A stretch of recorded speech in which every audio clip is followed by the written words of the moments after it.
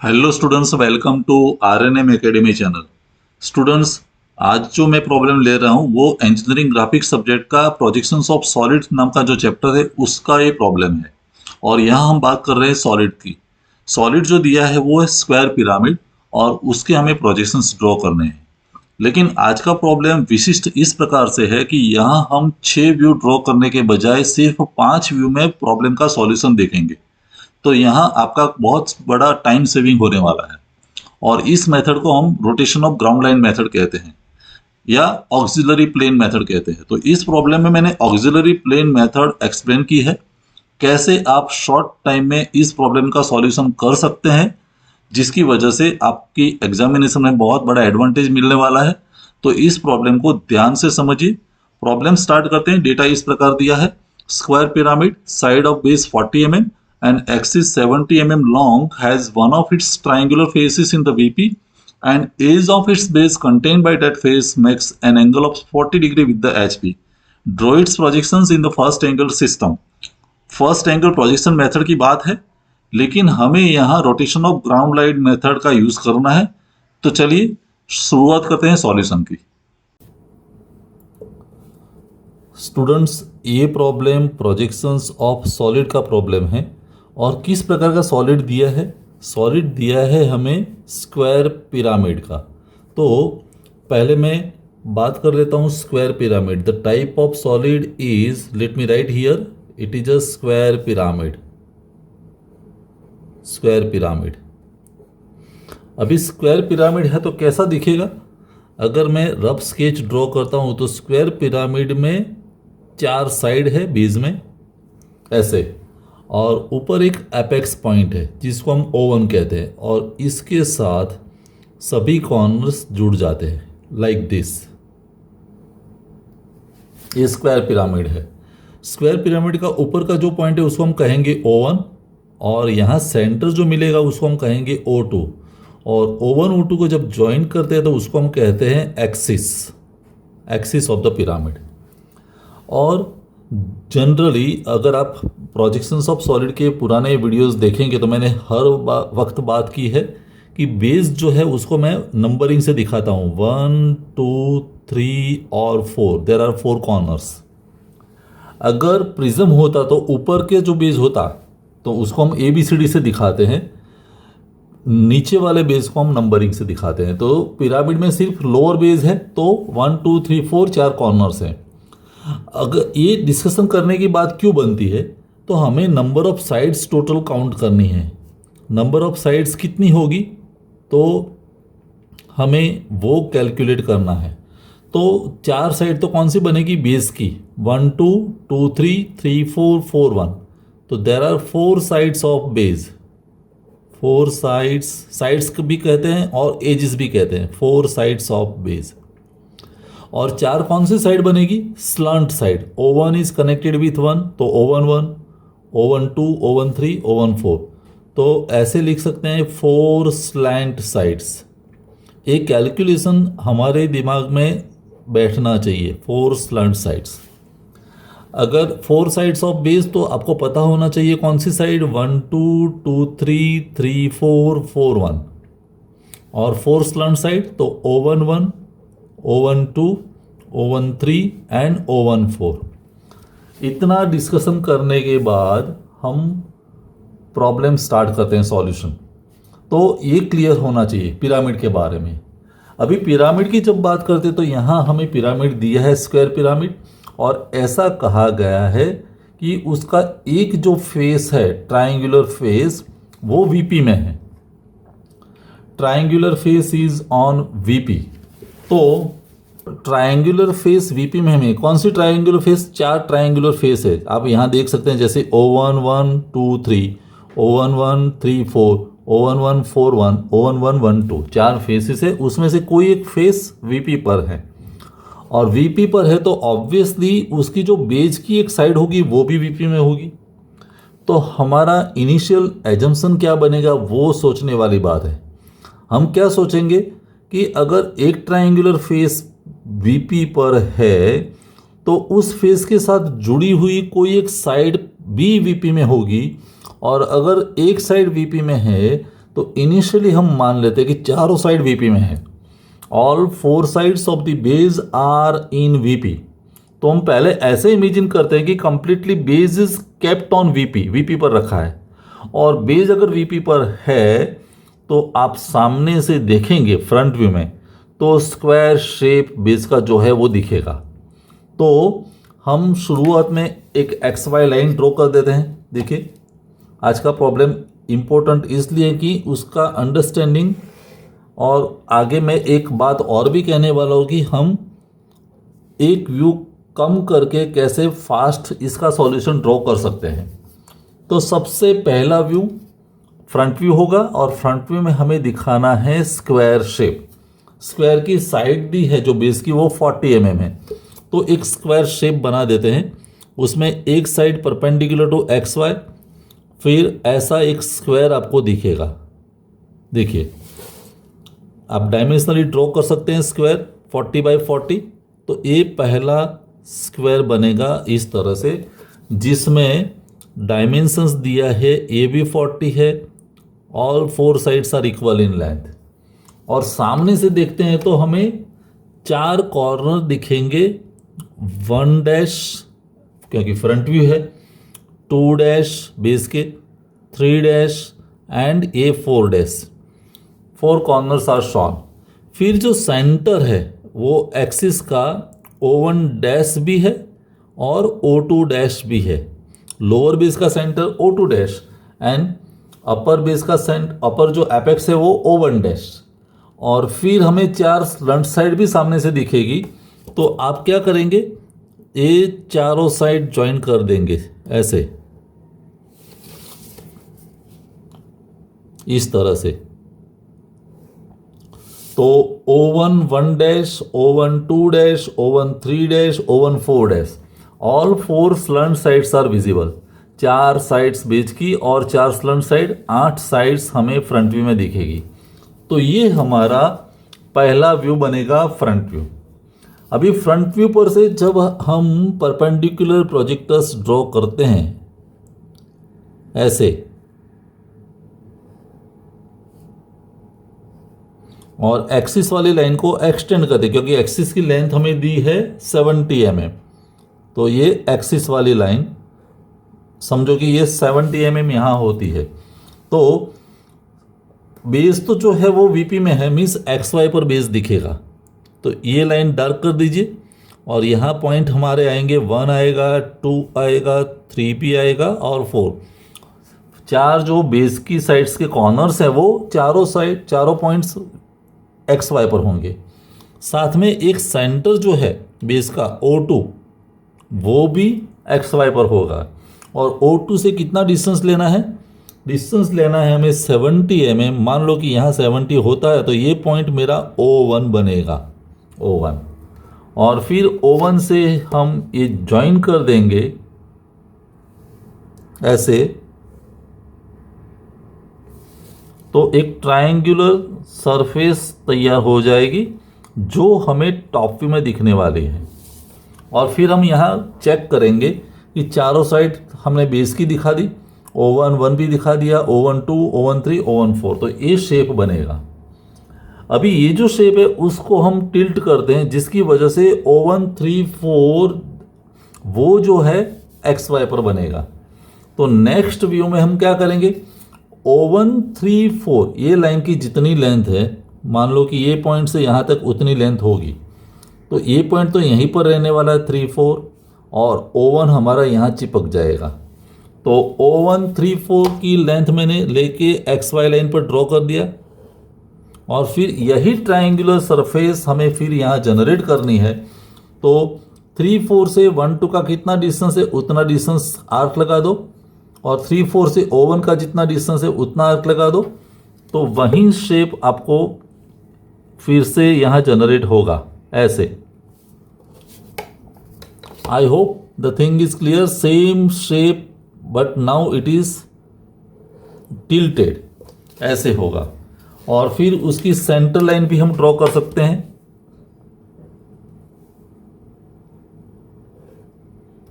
ये centre line होगी, points हम दिखाएंगे। 3 4 है तो ये है 1 2, ये O1 है तो ये है O2। तो ये तीसरा व्यू हमारा बन गया है, थर्ड व्यू।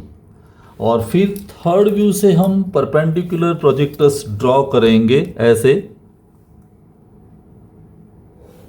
इस तरह से सभी पॉइंट्स में से। और यहां से हम हॉरिजॉन्टल प्रोजेक्टर्स ड्रॉ करेंगे।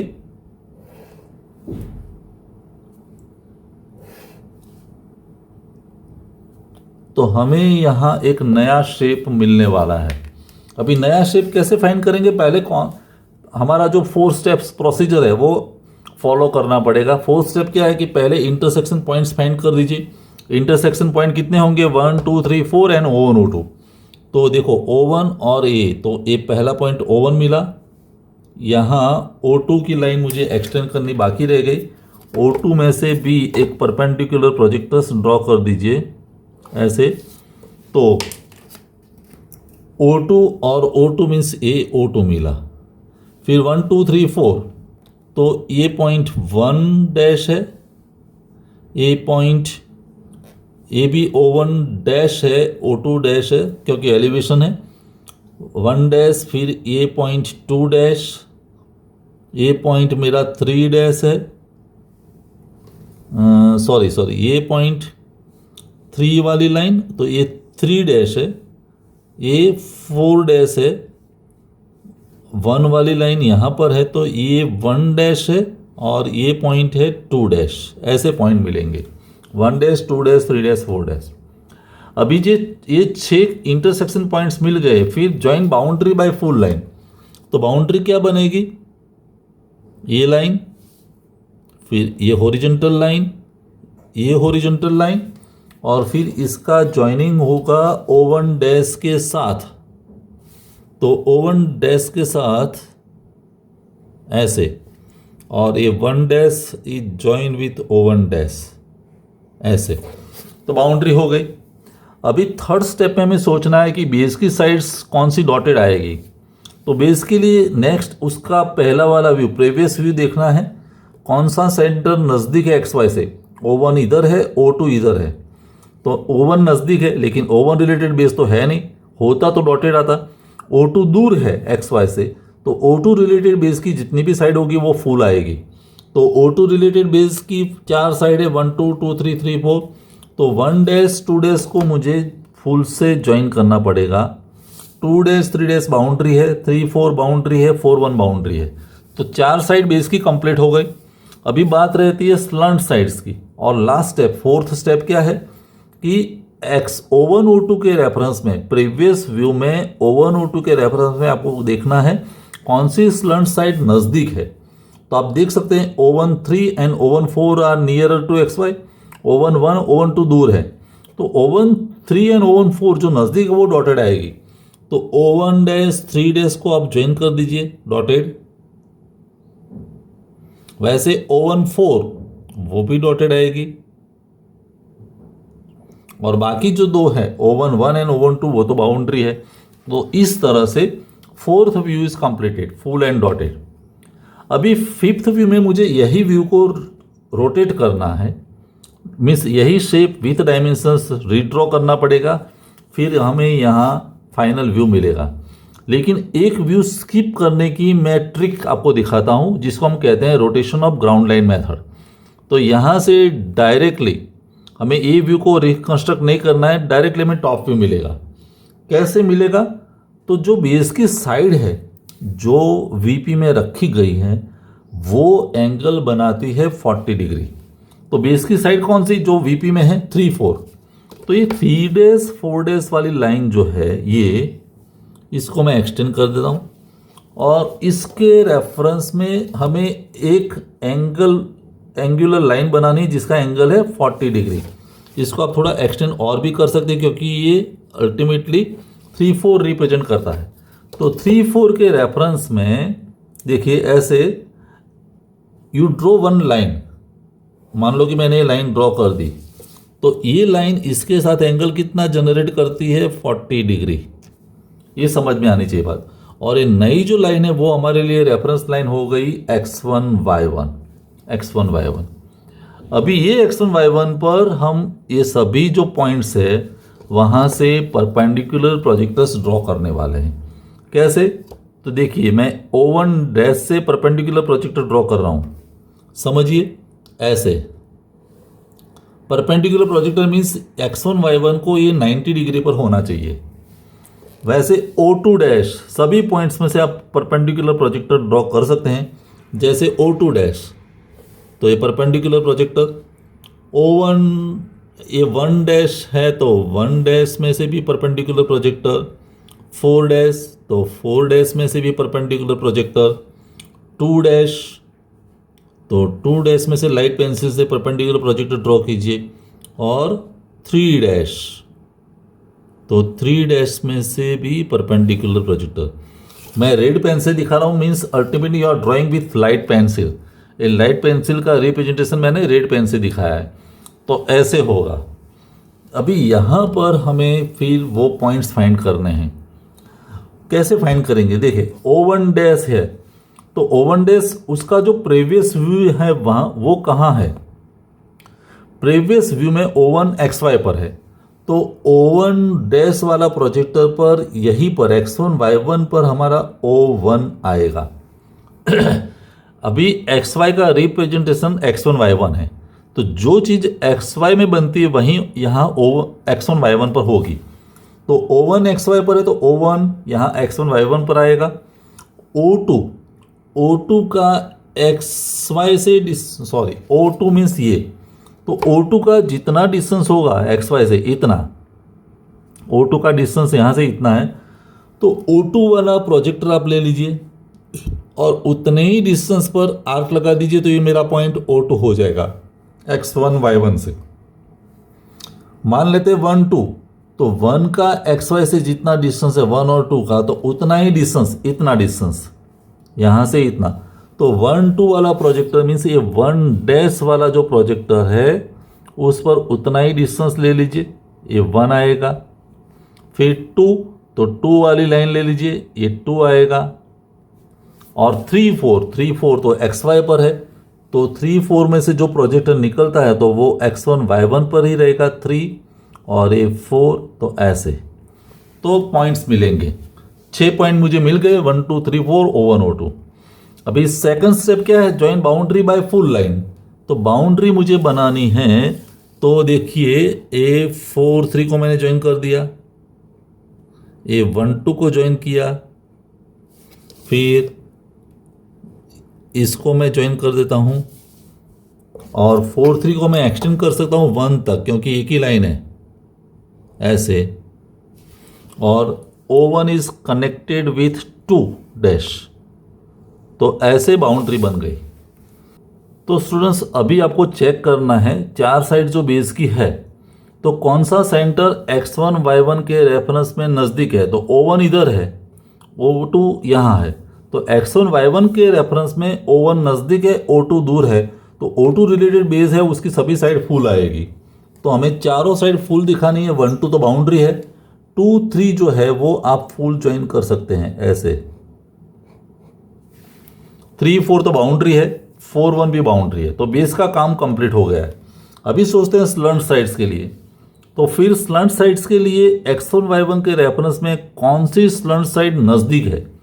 तो आप देख सकते हैं O1 डैश 1 डैश नज़दीक है, O1 4 नज़दीक है, लेकिन O2 एंड O3 दूर है। O1 O2 ये रेफरेंस लाइन हम लेते हैं एक्सिस वाली लाइन, तो एक्सिस के रेफरेंस में ये दोनों साइड नज़दीक है, ये दूर है, तो O1 1 and O1 4 will be dotted. अभी O1 1 को मैं डॉटेड ज्वाइन कर सकता हूं, देखिए O1 1, ये O1 1 विल बी डॉटेड, लेकिन O1 4 तो बाउंड्री है, और बाकी की दो साइड O2 O3 फुल होगी, तो O2 तो बाउंड्री है, O3 भी बाउंड्री है। तो इस तरह से यहाँ व्यू कंप्लीट हो जाते हैं। तो ये फाइनल आपको टॉप व्यू मिला बिना ड्रॉ किए हुए intermediate front view. Front view को मैंने ड्रॉ नहीं किया है, directly I have got the final front view. तो फाइनल टॉप व्यू का शेप ये दिखेगा, फाइनल फ्रंट व्यू का शेप ये है। तो यहाँ 6 व्यू की जगह में 5 ही व्यू मिले, तो इसको हम कहते हैं rotation of ground line method. पूरा व्यू रोटेट नहीं किया है, सिर्फ rotation of ground line means ground line को रोटेट किया है। एक्स वाई की जगह हमने x1 y1 ड्रॉ कर दिया और एंगल वहीं मेंटेन किया है, और इस तरह से आप ये प्रॉब्लम ड्रॉ कर सकते हैं। समझ लीजिए सही ढंग से प्रॉब्लम।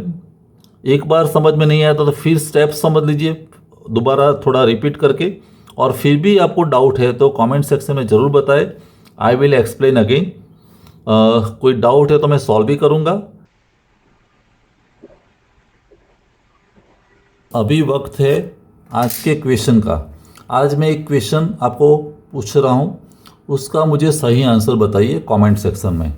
आज का क्वेश्चन इस प्रकार है कि आपको पेंटागोनल प्रिज्म दिया है। क्या दिया है? Pentagonal prism. Pentagonal prism. तो आपको ये बताना है कि total number of sides, total number of sides, sides भी कहे या एजिस, कितनी होगी? टोटल नंबर ऑफ साइड्स कितनी होगी? ऑप्शन में दे रहा हूं। पहला ऑप्शन ए है, फिर बी है, ये सी है और डी है। और ऑप्शन देख लीजिए, 5 साइड होगी, 10 होगी, 15 होगी या 20 होगी। Total number of sides in case of pentagonal prism. Pentagonal prism दिया है तो टोटल नंबर ऑफ साइड्स कितनी होगी? 5, 10, 15 या 20? तो इस क्वेश्चन का आंसर जरूर दे कमेंट सेक्शन में। Thank you for watching, thank you very much. मिलेंगे नेक्स्ट वीडियो में। अगर आपको ये वीडियो पसंद आया है और आप मेरी चैनल पर नए हैं तो प्लीज मेरे चैनल को लाइक कीजिए, शेयर कीजिए और सब्सक्राइब जरूर कीजिए। Thank you very much.